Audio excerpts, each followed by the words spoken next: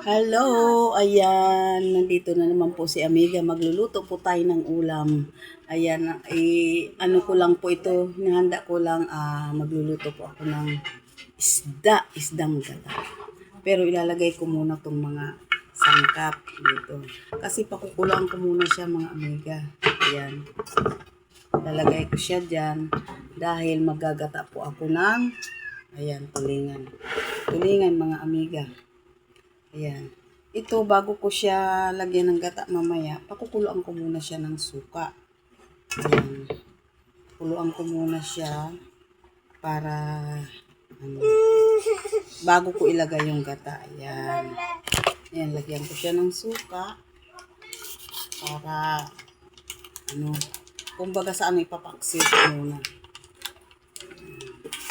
Kailangan ko muna ng ayan. Lalat ko itong suka.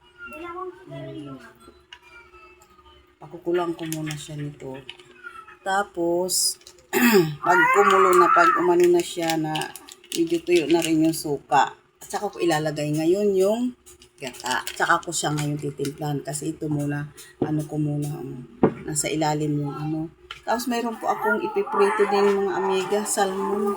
Ayan may salmon akong ipiprito din. Ayan. Binili ng aking anak. Ipiprito ko rin siya para Ayan, ito po ang ulam namin ngayong tanghalian mga Amiga.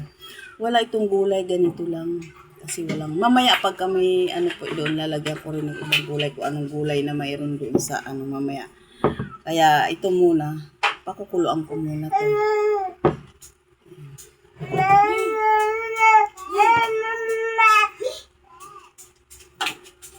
Oh, sige pa, inom mo. Kunin mo yung tubigan. Ayan, gising yung aking apo. Gising. Nauuhaw siya. Ayan. Inumin ko muna ng tubig. Kasi pinakain ng kanyang tita. Ayan. Kanyang pinsan.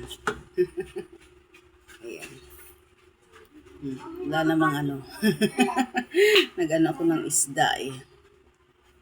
Ayan. Tapos, pag napakuluan ko to, ayan, saka ko titimplahan, paminta. Inuna ko lang po yung bawang, yung sibuyas, saka luya. Importante kasi luya dahil may isda. Talagang talaga yung luya. Ayan, tapos isasalang ko na siya. Mamaya ko na lagyan siya ng gata. Ayan, salamat po sa inyong panunood nitong aking video. Maraming salamat po sa inyong lahat. Bye-bye po.